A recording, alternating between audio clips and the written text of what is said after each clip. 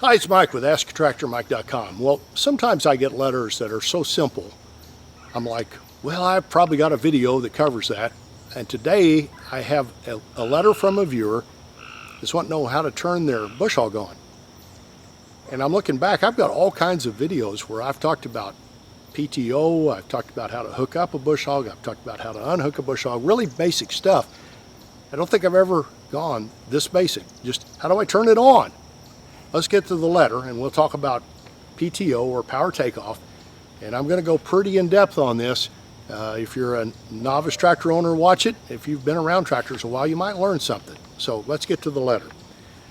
Letter comes from a Holly, and Holly says, I really appreciate your videos. My dad died and left me the farm and the equipment. I figured out how to check the oil, fill the tires with air, start and drive my Massey Ferguson 230. What I'm clueless about is the attachment on the back to mow the grass, which is getting really tall. I can't seem to find a basic operator's manual, so I don't know how to turn it on. I've never used a tractor. Well, Holly, I appreciate the question, and we're going to talk today about PTO. And what you're basically asking is, how do I engage the PTO or power takeoff on my Massey 230? And really good question. If you've not grown up around tractors, you wouldn't have a clue how to do that. And it's pretty easy, but there's lots of different ways to engage a PTO, and we're going to talk about all of them today. Well, first off, on the older tractors, most of them had what's called a two-stage clutch. To engage the PTO, you would push the clutch down all the way. And you'll notice in the middle is a little stop there. And what the two-stage clutch does, if you push it down halfway, you're stopping your ground speed. In other words, you're disengaging the transmission of your tractor. If you push it down all the way, you're disengaging your power takeoff or PTO. And that, Holly, is how I think that Massey 230 is set up. Now, I'm going to post a link to a video above here that shows another YouTube guy adjusting the clutch travel on a Massey 35, and I think the Massey 35 and the 230 are real similar. And in that video, if you watch it, you'll see the little lever to the right of the clutch, right down by your left leg, and he's going to show that. You'll see that lever, and that's how you engage the PTO on your Massey 230. On a two-stage clutch, you push the clutch down all the way, you move a lever back, nothing happens until you let up on the clutch. And you let up on the clutch halfway, the PTO starts spinning, and you'll feel it with a tractor.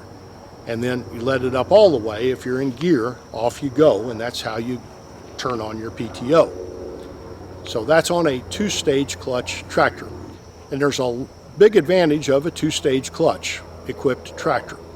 If you're out bush hogging, and you hit a big rock and you're grinding it up under there and it feels like the world's coming to an end, or you get on top of a stump and it's bouncing up and down and you feel like everything's going to blow up, on a two-stage clutch tractor, your instinct is to cram the clutch in.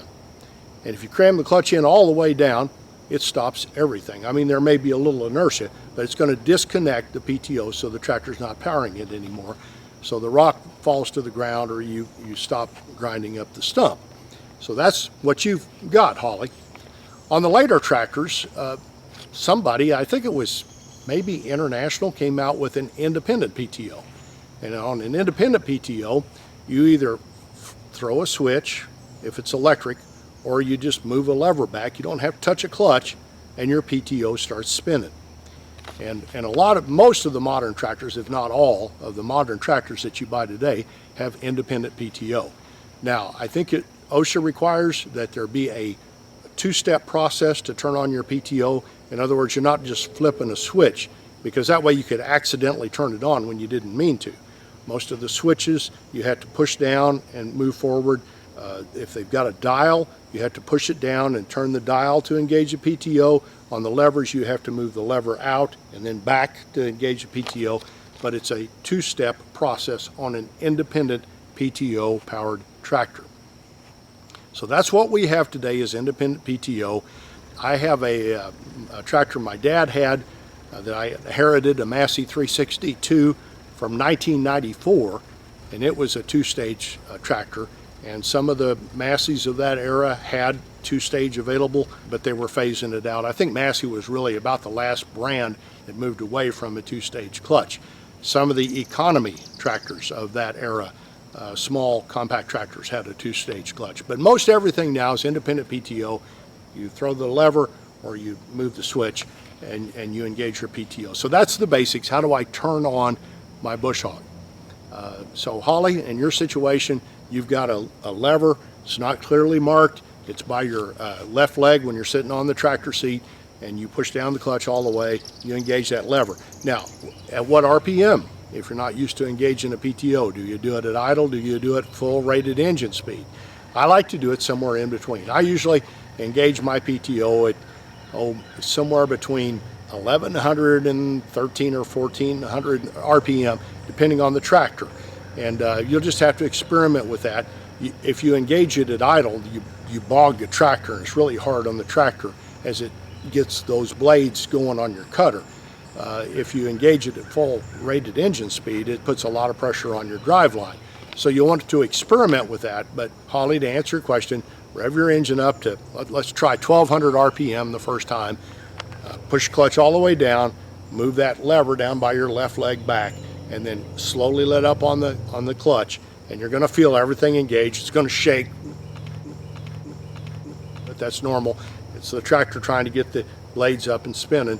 And once that's going, put it in gear, let the clutch the rest of the way up, take off and mow. You're good to go.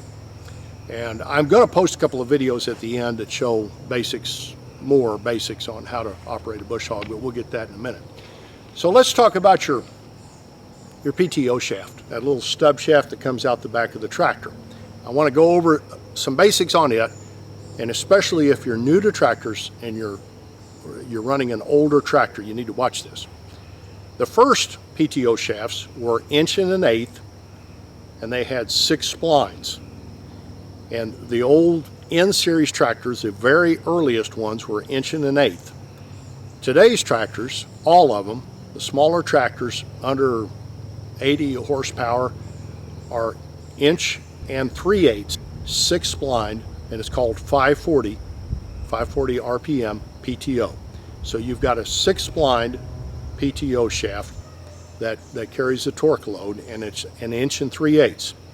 Now, a couple things: if you've got an early Ford, like way early, before around 1954, or any tractor, it may have 1 1/8" PTO, and any attachment you get that's a modern attachment, it's going to have 1 3/8" PTO. So make sure you're matching them. And if you've got 1 1/8" and you need to go to 1 3/8", you can get an adapter from a lot of suppliers online to do that. More importantly, there's a safety factor. There's independent PTO, and then there's transmission-driven PTO, and there's independent or live PTO. It's also called live PTO. Now let's talk about the difference. The very earliest tractors had the transmission and the power takeoff hooked together. So you disengaged both if you pushed the clutch down, but the problem was if you had inertia from your cutter. And if you've got an older 8N Ford or the N-series Fords, most of them had transmission-driven PTO. So everything would work great until you were coming to the end of the field, and there's a fence in front of you, you're bush hogging, and you push the clutch in. The inertia from the blades would propel the tractor, and you couldn't stop it. It would, and a lot of people have been injured, killed, done damage to their tractors, whatever, with a older tractor with a transmission-driven PTO. None of the new tractors are like that I know of. Hopefully there'll never be another tractor built that way. And there's a very easy fix. If you get what's called an overrunning clutch, you put it on the back of the PTO shaft. It's got the female end that goes on the PTO shaft, and then a male end comes out and an overrunning clutch in between. So if you push in the clutch of the tractor, the inertia of the blades will all stop right there with that overrunning clutch. So if you're new to tractors and you're running an 8N Ford, get an overrunning clutch or you are in danger. So I want to make that real apparent. If you've got an older tractor with a transmission driven PTO, you need that. So that's PTO 101 for Holly. It's a long answer to a simple question of how do I turn my bush hog on, and lots of different ways to do that depending on whether it's two-stage or a independent PTO, but that's how you do it, Holly, and that should get you started. Now if you're new to tractors and attachments and you're getting ready to bush hog for the first time, here's a video that covers that, and here's a video that covers the basic maintenance to get a bush hog ready for the field. Here's a place to subscribe to my YouTube channel, which helps me out a bunch, and here's a link to the Tractor Fund Store, which helps support my channel. Thanks for watching.